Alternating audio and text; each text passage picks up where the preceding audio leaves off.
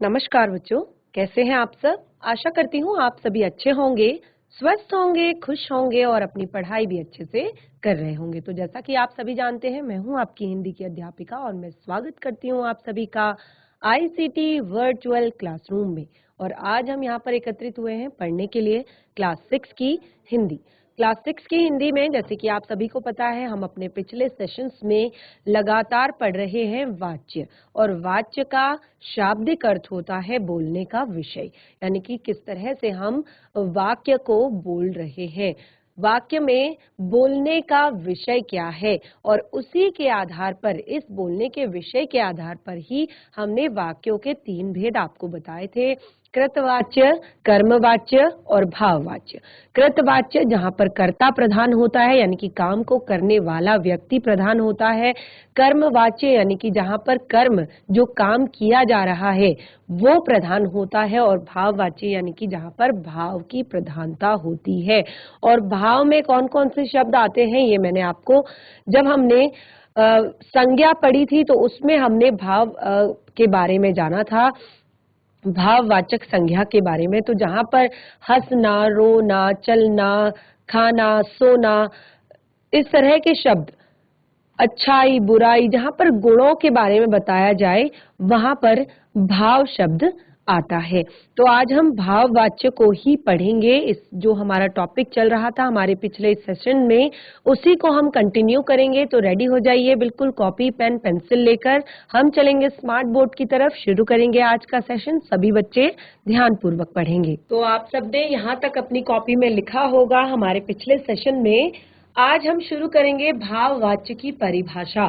तो जैसे कि यहाँ पर हमने पहले ही बता दिया है कि इसमें क्रिया का संबंध कर्ता कर्म से न होकर भाव से होता है, यानी कि वाक्य में जो क्रिया है उसका संबंध ना तो कर्ता से होता है और ना ही कर्म से होता है, सीधे सीधे भाव से उसका संबंध होता है। इसीलिए इसे भाववाच्य कहा जाता है। तो इसकी परिभाषा को हम लिख लेते हैं, साथ के साथ समझते भी जाएंगे कि क्या होते हैं भाववाच्य। देखिए, भाववाच्य में जिस क्रिया में भाव की प्रधानता होती है और क्रिया सदैव एक वचन और पुल्लिंग होती है, ये मैंने आप लोग को बताया था कि यहाँ पर क्रिया कर्म के अनुसार, ना तो वो कर्म के अनुसार होगी, ना ही वो कर्ता के अनुसार होगी, वो केवल और केवल भाव के अनुसार होगी। तो भाव क्या है? एक वचन और पुल्लिंग के रूप में लिखा जाएगा। ठीक है, तो इसकी परिभाषा हम लिख लेते हैं, जिस क्रिया में भाव की प्रधानता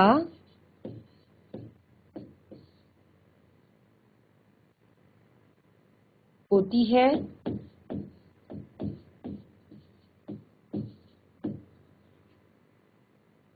और क्रिया क्योंकि अभी तक जो हमने दो पढ़े, कृतवाच्य और कर्मवाच्य, उसमें क्रिया क्या थी? कर्ता के आधार पर अगर था तो कर्ता अगर पुल्लिंग है तो क्रिया भी पुल्लिंग होगी, कर्ता अगर स्त्रीलिंग है तो क्रिया भी स्त्रीलिंग होगी, कर्ता अगर एक वचन है तो क्रिया भी एक वचन होगी, कर्ता अगर बहुवचन है तो क्रिया भी बहुवचन होगी। इस तरह से हमने अभी तक पढ़ा था। और इसके बाद हमने कर्म, यहाँ पर कर्म के अनुसार हमने क्रिया को लिखा था। तो कर्म जिस तरह का होगा, क्रिया भी उसी तरह की होगी। लेकिन भाव में ऐसा नहीं है। भाव में क्या होता है कि भाव में क्या होता है कि क्रिया के जो भी वचन होते हैं, क्रिया के वचन जो होते हैं, क्रिया के वचन कर्ता कर्म के अनुसार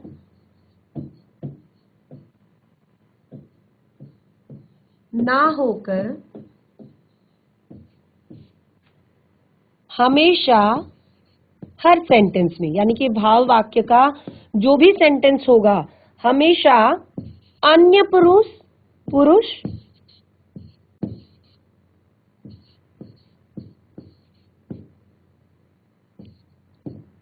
पुल्लिंग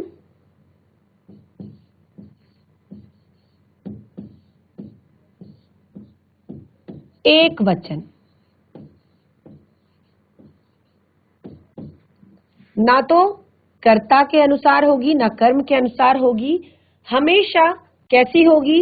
अन्य पुरुष पुल्लिंग एक वचन में ही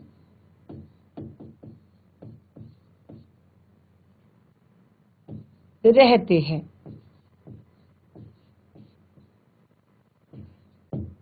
ठीक है, तो यहाँ पर भाव की प्रधानता होती है और क्रिया के जो वचन होते हैं कर्ता कर्म के अनुसार ना होकर वो अन्य पुरुष और पुल्लिंग एक वचन में ही रहते हैं। पुल्लिंग होगा और एक वचन में हमेशा होगा।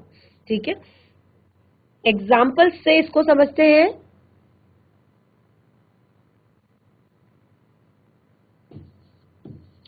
उदाहरण,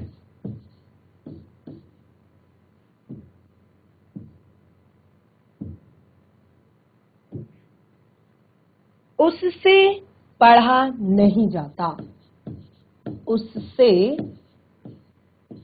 पढ़ा नहीं जाता।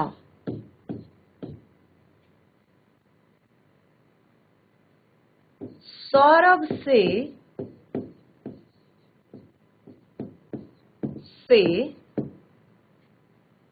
भावना से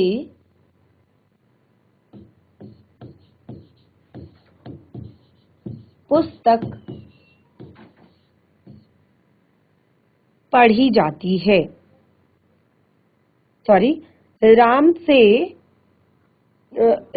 भावना से पुस्तक नहीं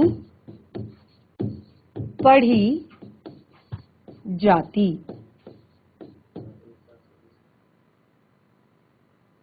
बिल्कुल इसी तरह सौरभ से खाया नहीं जाता, रोगी से चला नहीं जाता।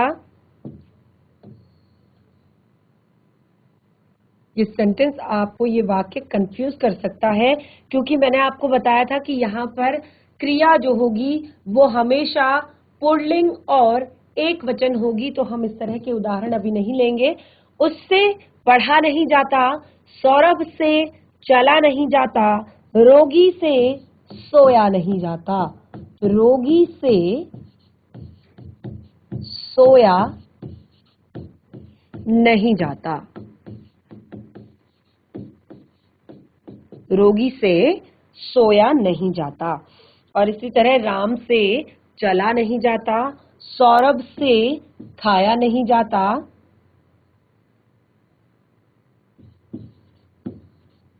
से खाया नहीं जाता। तो आप देख रहे हैं सारे जो उदाहरण हैं यहाँ पर क्या है? पुल्लिंग है क्रिया और एक वचन में है, और दूसरा अन्य पुरुष के बारे में बताया गया है, जैसे कि उससे पढ़ा नहीं जाता, सौरभ से चला नहीं जाता, रोगी से सोया नहीं जाता, सत्यम से खाया नहीं जाता। तो क्या है?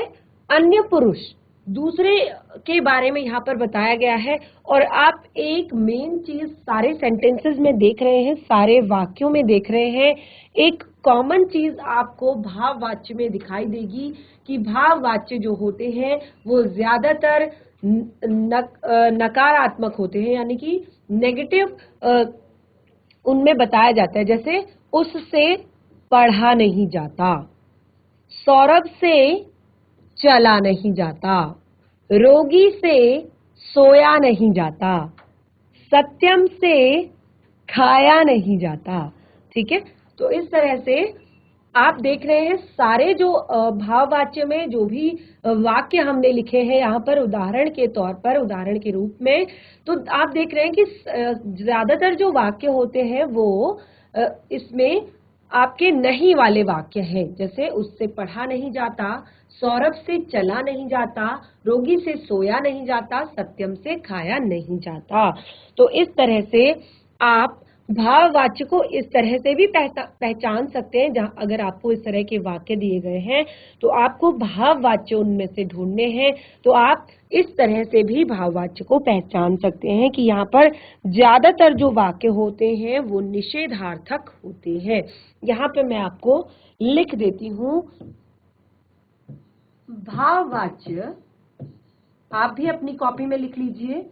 भाववाच्य प्रायः यानी कि अक्सर, अगर आप ज्यादातर देखेंगे तो वो क्या होंगे, निषेधार्थक, जहां पर नहीं शब्द का प्रयोग किया गया होगा।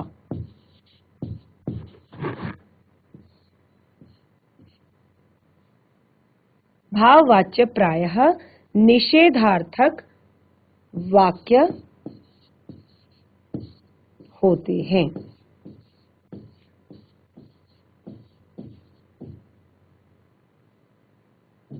निषेधार्थक वाक्य आपको जहां पर दिखाई देगा, नहीं का प्रयोग जहां पर आपको दिखाई देगा, वहां पर ज्यादातर वहां पर भाववाच्य होगा। तो इस तरह से हमने अभी तक, हम अगर देखें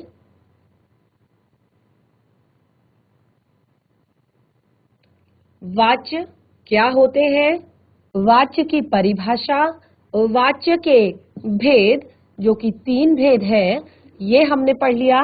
उसके बाद हमने तीनों को, कृतवाच्य को भी पढ़ लिया, कर्मवाच्य को भी पढ़ लिया और आज हमने भाववाच्य को भी पढ़ लिया और सबके हमने एग्जाम्पल लिखे हैं, उदाहरणों से सबको समझा है।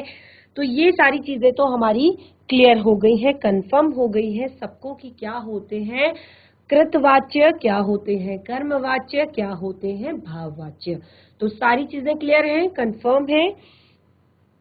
अब हम यहाँ पर कुछ अंतर देखते हैं कर्मवाच्य और भाववाच्य में। ठीक है, सबसे पहले हम अंतर देख लेते हैं कि कर्मवाच्य और भाववाच्य में क्या अंतर है।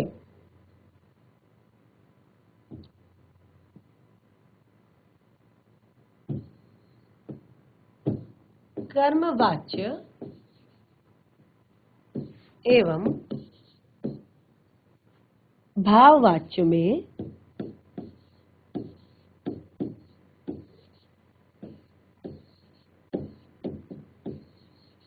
अंतर आप कैसे बता पाएंगे कि कौन सा कर्मवाच्य है, कौन सा भाववाच्य है? क्या विशेष चीजें आपने देखनी है कर्मवाच्य को जानने के लिए और क्या विशेष चीजें आपने देखनी है कृतवाच्य को जानने के लिए? देखिए यहाँ पर क्या होता है कर्मवाच्य में, क्योंकि जैसे कि उसका नाम ही है कर्मवाच्य, तो यहाँ पर सबसे मेन पॉइंट है कि जो भी कर्मवाच्य होगा वहां पर कर्म हमेशा होगा, चाहे वहां पर कर्ता, चाहे वहां पर भाव हो ना हो, लेकिन वहां पर कर्म हमेशा होगा। तो इसको हम लिख लेते हैं क्योंकि लिख के हमें ये सारी चीजें अच्छे से याद हो जाएंगी। कर्मवाच्य में कर्म अवश्य रहता है,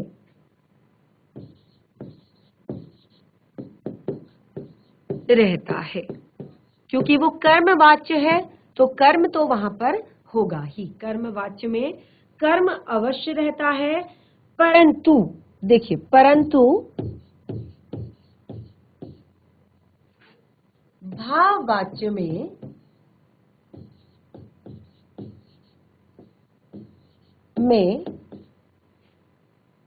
कर्म बहुत कम देखने को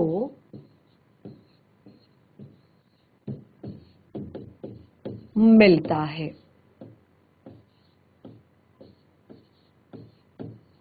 तो कर्मवाच्य को तो बहुत आसान है पहचानना कि आप देखेंगे जहां पर कर्म आपको साफ साफ दिखाई दे रहा है। राहुल खाता है, जैसे कि हमने लिखा था एग्जाम्पल में, किस तरह से हमने लिखा था, सोनल कपड़े सिल रही है, रोहन खाना खा रहा है। और उसके बाद हमने भाव कर्मवाच्य के एग्जाम्पल लिखे थे। रवि से भोजन किया जाता है, नानी द्वारा कहानी सुनाई जाती है। तो इस तरह के शब्द जहां पर कर्म प्रधान होता है उसे कर्मवाच्य कहते हैं। तो कर्मवाच्य में कर्म जो है वो अवश्य रहता है, लेकिन भाववाच्य में कर्म बहुत कम देखने को मिलता है। और दूसरा अंतर देखेंगे हम इन दोनों में। यहाँ पर कर्मवाच्य में जा का प्रयोग वैकल्पिक रूप से होता है, जबकि भाववाच्य में सकर्मक और अकर्मक क्रिया का कर्मवत प्रयोग होता है। जैसे कर्मवाच्य में हम क्या लिखते हैं कि नानी द्वारा कहानी सुनाई जाती है, तो जाती है, जा शब्द का प्रयोग हो रहा है। बिल्कुल इसी तरह रवि से भोजन किया जाता है। तो यहाँ पर क्या होता है कि कर्मवाच्य में जो जा शब्द है उसका वैकल्पिक प्रयोग होता है। अगर वहां पर जरूरत है तो उसको प्रयोग किया जाएगा, अगर वहां पर जरूरत नहीं है तो उसका प्रयोग नहीं किया जाएगा। लेकिन अगर भाववाच्य में हम देखें तो अकर्मक और सकर्मक क्रिया का एक क्रमवत प्रयोग होता है, यानी कि दोनों अकर्मवत प्रयोग होता है, यानी कि दोनों को हम अक्रमवत प्रयोग करते हैं, यानी कि उनका कोई क्रम हम वहां पर नहीं बनाते हैं। और एक जो हमने मेन चीज पढ़ी थी, एक हमने मेन चीज जो यहाँ पर बताई कि कर्मवाच्य में जा का प्रयोग जो होता है वो वैकल्पिक होता है। इसको भी हम पहले लिख लेते हैं। कर्मवाच्य में जा का प्रयोग वैकल्पिक, यानी कि अगर आवश्यक है तभी हम प्रयोग करेंगे, अगर आवश्यक नहीं है तो हम उसका प्रयोग नहीं करेंगे। वैकल्पिक होता है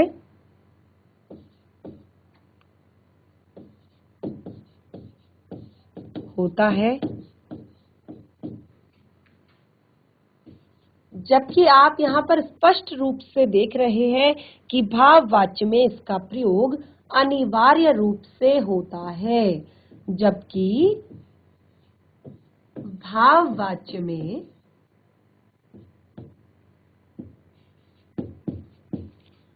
में इसका प्रयोग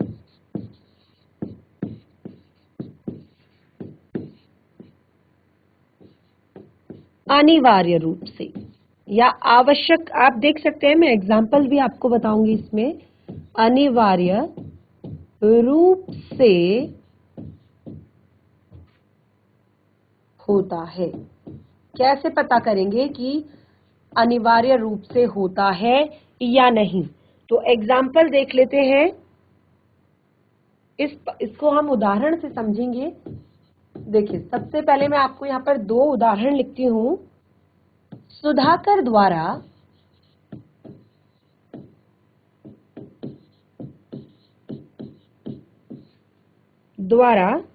दरवाजा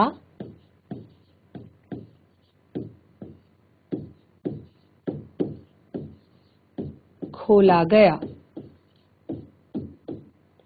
सुधाकर द्वारा दरवाजा खोला गया। अगला देखिए,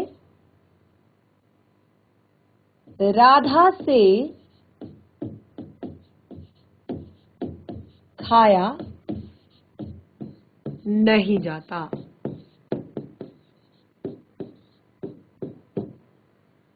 तो यहाँ पर सुधाकर द्वारा दरवाजा खोला जाता है, ऐसा भी हम लिख सकते थे कि सुधाकर द्वारा दरवाजा खोला जाता है। ये कर्मवाच्य है, तो यहाँ पर सुधाकर को हमने इतनी ज्यादा इंपॉर्टेंस नहीं देकर दरवाजा खोलने को इंपॉर्टेंस दी है, कर्म को प्रधान बनाया है। तो सुधाकर द्वारा दरवाजा खोला जाता है। इस तरह भी हम यहाँ पर जाता शब्द का प्रयोग कर सकते थे, लेकिन हमने नहीं किया, क्योंकि हमने यहाँ पर कहा है कि जो कर्मवाच्य होते हैं उसमें क्या होता है, जा शब्द का प्रयोग वैकल्पिक होता है। अगर आपको लगता है कि यहाँ पर जा शब्द फिट बैठेगा, आपको जा शब्द का प्रयोग करना चाहिए, तो आप वहां पर जा शब्द का प्रयोग करेंगे। अगर वहां पर आपको लगता है, जैसे कि आप इस तरह से भी वाक्य को लिख सकते हैं, सुधाकर द्वारा दरवाजा खोला गया, तो आपको कर्म को प्रधान बताना है, तो आप यहाँ पर देख सकते हैं दरवाजा खोला गया, तो ये आपका क्या है, कर्म वाच्य है। क्या है, कर्मवाच्य। बिल्कुल। आप नेक्स्ट सेंटेंस देखिए, अगला वाक्य देखिए, राधा से खाया नहीं जाता।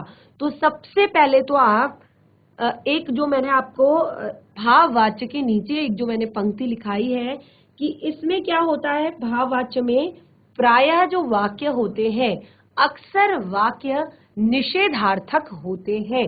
तो सबसे पहले तो आप ऐसे ही समझ जाएंगे कि ये एक भाववाच्य है, क्योंकि यहाँ पर नहीं शब्द का प्रयोग किया गया है, जैसे राधा से खाया नहीं जाता। और दूसरा, यहाँ पर हमने बताया था कि इसमें भाववाच्य में जा शब्द का प्रयोग अनिवार्य रूप से होता है, जरूरी तरीके से होता है। तो जा शब्द का प्रयोग किया गया है, राधा से खाया नहीं जाता। आप देख सकते हैं जा शब्द का प्रयोग हमने यहाँ पर अनिवार्य रूप से किया है। और दूसरी इसकी एक जो मेन प्रॉपर्टी है, मेन जो इसका एक गुण है, विशेषता है, कि इसमें ज्यादातर जो वाक्य होते हैं, ऐसा नहीं है कि आपको सारे वाक्य निषेधार्थक मिलेंगे या सारे वाक्यों में आपको नहीं शब्द का प्रयोग किया हुआ दिखाई देगा, तभी आप पहचान पाएंगे। ज्यादातर वाक्य जो होते हैं वो निषेधार्थक होते हैं, यानी कि ज्यादातर वाक्यों में नहीं शब्द का प्रयोग किया जाता है। और एक चीज जो बहुत ही मेन कि जो कर्म वाच्य में होते हैं उनमें जा शब्द आपका ऑप्शनल होता है, यानी कि आप उसको विकल्प के रूप में रख सकते हैं कि आप लिखें या ना लिखें, लेकिन इसमें अनिवार्य रूप से जाता शब्द प्रयोग होता है, जो कि हमने यहाँ पर देख लिया है। देखिए, हमने जब एग्जाम्पल पढ़े थे तो आप देख सकते हैं सभी में ज्यादातर हमने जाता शब्द का प्रयोग किया है, क्योंकि हमें बताया गया है।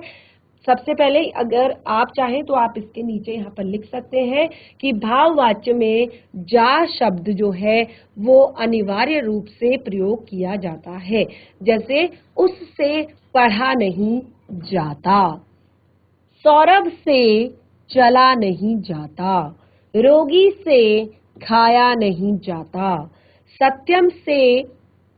रोगी से सोया नहीं जाता, सत्यम से खाया नहीं जाता। तो जा शब्द का प्रयोग अनिवार्य रूप से यहाँ पर किया गया है। तो दोनों में अंतर आपको पता चल गया होगा। जो अंतिम जो यहाँ पर हम अंतर आप लोग को बताएंगे वो ये है कि कर्मवाच्य की क्रिया सदैव सकर्मक होती है। देखिए क्यों यहाँ पर बताया गया है, क्योंकि नाम ही उसका कर्मवाच्य है, यानी कि उसमें तो कर्म उपलब्ध है, कर्म है, तभी तो उसको कर्मवाच्य बताया गया है। तो कर्मवाच्य की क्रिया सदैव यानी कि हमेशा सकर्मक का अर्थ होता है जहां पर कर्म उपलब्ध होता है, जहां पर कर्म होता है। सकर्मक और अकर्मक क्रिया आपने पढ़ी होंगी, अगर आपने नहीं पढ़ी है तो ये भी हम आपको एक्सप्लेन करेंगे, ये भी हम पढ़ेंगे कि क्या होती है सकर्मक क्रिया, क्या होती है अकर्मक क्रिया। तो ये हमने क्रिया जब हमने पढ़ी थी तो ये सारी चीजें हमने पहले भी हम पढ़ चुके हैं, अगर आप कहेंगे तो हम इसका रिवीजन भी आपको करवाएंगे। तो यहाँ पर मैंने आपको बताया कि कर्मवाच्य की क्रिया सदैव सकर्मक होती है। सकर्मक क्योंकि वो तो कर्मवाच्य ही है, तो सकर्मक क्रिया तो होगी ही, जबकि भाववाच्य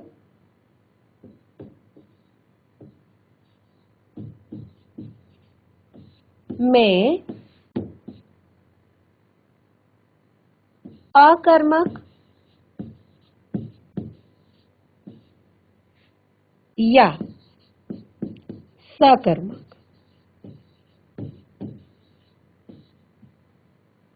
क्रिया का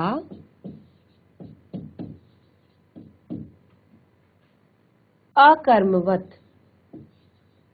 कोई क्रम नहीं होता है, वहां पे क्रिया हो भी सकती है, कर्म हो भी सकता है और नहीं भी हो सकता है, तो अकर्मवत प्रयोग होता है।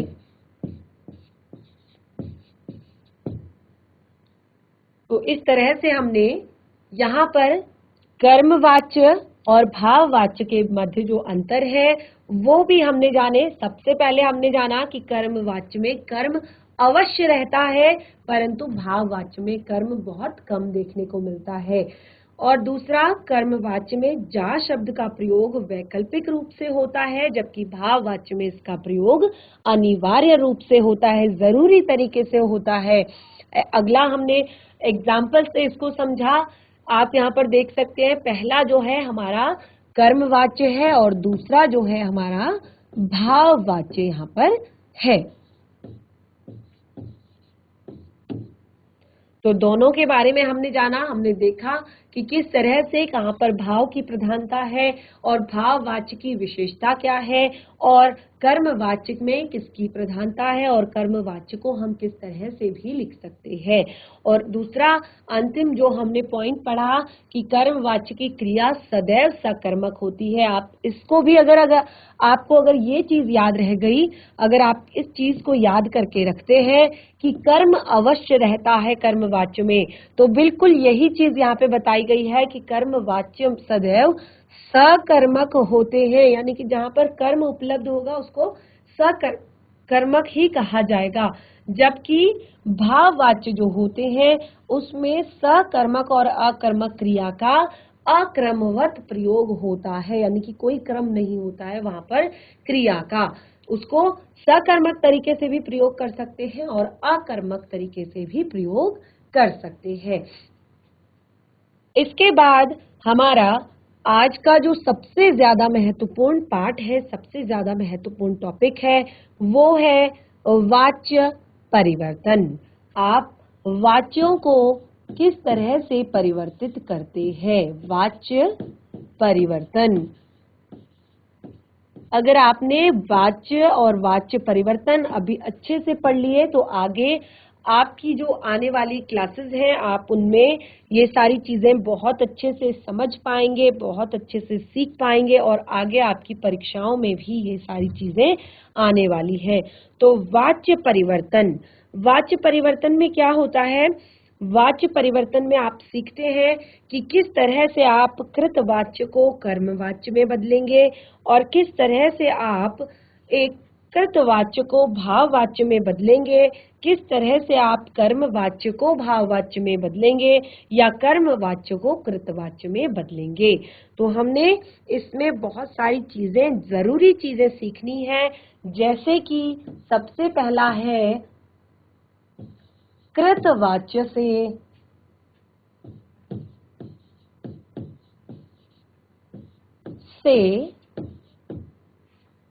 कर्मवाच्य बनाना।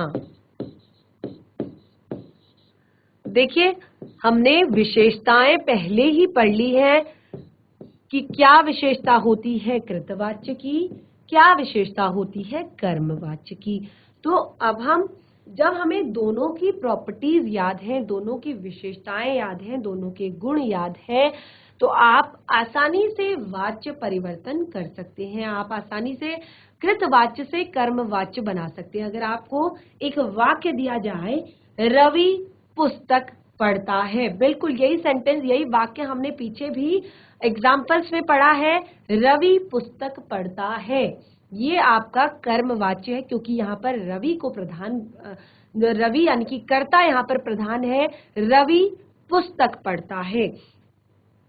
और अगर हम इसको कर्मवाच्य में बदलें तो हमने यहाँ पर आपको बताया था कि जब हम कर्मवाच्य लिखते हैं तो यहाँ पर कर्ता के साथ हम से या के द्वारा शब्द का प्रयोग करते हैं, से या के द्वारा शब्द का प्रयोग करते हैं।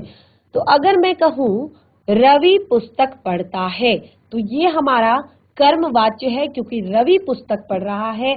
अब अगर मैं रवि के आगे, कर्ता के आगे से या के द्वारा शब्द का प्रयोग करूं तो ये कर्मवाच्य आपका बन जाता है। जैसे कि रवि से पुस्तक पढ़ी जाती है, रवि के द्वारा पुस्तक पढ़ी जाती है। तो बहुत ही ज्यादा इंटरेस्टिंग हमारा होने वाला है ये वाला टॉपिक। इसको हम पढ़ेंगे ध्यानपूर्वक। आप सभी अपनी कॉपी में ये जरूर हेडिंग डाल लीजिए। तो बच्चों, आज का जो भी हमने पढ़ा टॉपिक, जिसमें भाववाच्य के बारे में हमने जाना और हमने यहाँ पर अंतर बताया कृतवाच्य और कर्मवाच्य में और भाववाच्य में। तो ये सारी चीजें आशा करती हूँ कि आप लोगों को समझ में आ गई होंगी। और जैसे कि मैंने बताया, हमारा जो नेक्स्ट टॉपिक होगा इस पाठ का, वाच्य परिवर्तन, किस तरह से हम वाच्यों को परिवर्तित करेंगे। तो आज का आपका होमवर्क है कि अभी तक हमने पिछले दो सेशंस में जितना भी पढ़ा है वाच्यों के बारे में, वाच्य की परिभाषा, वाच्य के भेद और तीनों भेदों की परिभाषाएं, तीनों भेदों के एग्जाम्पल्स, आप एक बार सारी चीजें घर में रिवाइज करके आइए, क्योंकि जो नेक्स्ट टॉपिक हमारा होने वाला है, नेक्स्ट सेशन जो होने वाला है, वो इसी से रिलेटेड होगा। इसी के बारे में हम आगे पढ़ेंगे किस तरह से, अगर आपको पिछली चीजें याद होंगी तो आप वाच्य परिवर्तन आसानी से कर पाएंगे। तो आज का सेशन हमारा यहीं पे समाप्त होता है। हम मिलेंगे नेक्स्ट सेशन में। तब तक के लिए धन्यवाद। आपका दिन शुभ हो।